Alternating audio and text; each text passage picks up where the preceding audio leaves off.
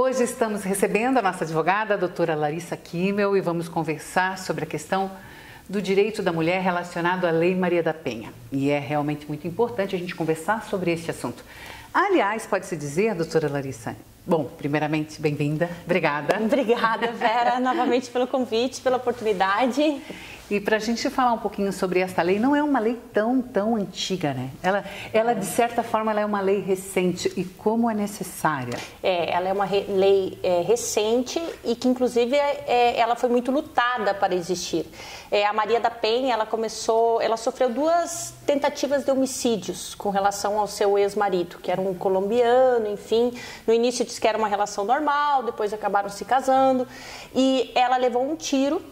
Ela ficou paraplégica com relação a isso e depois ela parece que ficou em cárcere privado e quase foi eletrocutada, né? E depois disso vieram as sanções. Ele começou a responder por processos crimes.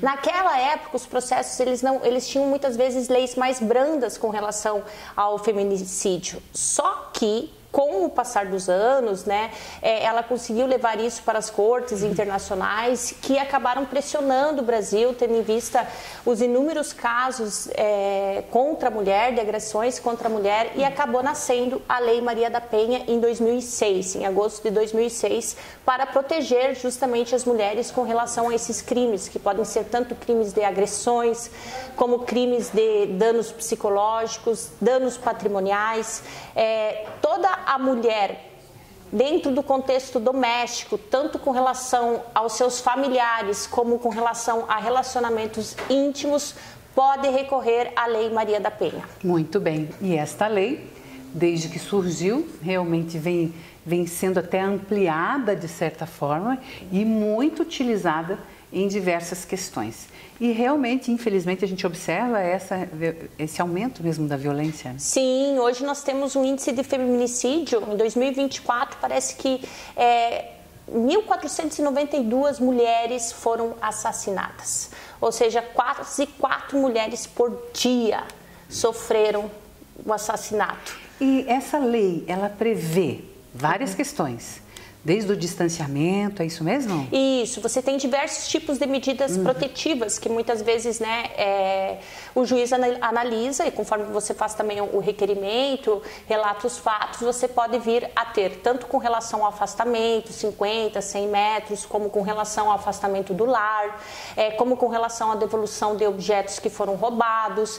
E, por fim, também tem a questão da prisão preventiva, ou seja, a partir do momento em que a pessoa ela descumpre essa lei, tendo em vista até o risco que corre, né, por mais que seja uma medida, digamos assim, de último grau, né, uma medida mais drástica, a prisão, mas pode sim haver a prisão preventiva contra o ofensor, para que, inclusive, proteja a vítima, né, aí de sofrer algum tipo de violência.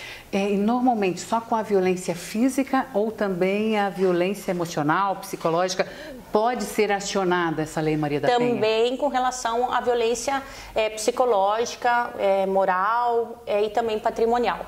São outras formas que a Lei Maria da Penha ela pode ser provocada. O que eu diria, né? A violência ela geralmente começa pelo psicológico.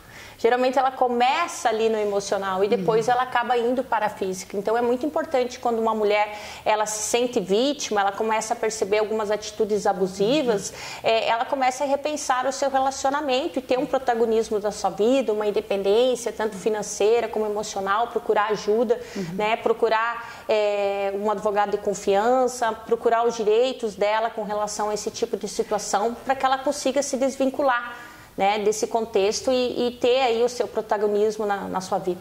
E realmente a utilização dessa lei vem ajudando, sim, é notório, sim. a evitar grandes complicações, né? Sim, imagina se não houvesse a Lei Maria da Penha, né? Com certeza o nosso índice de feminicídio seria muito maior.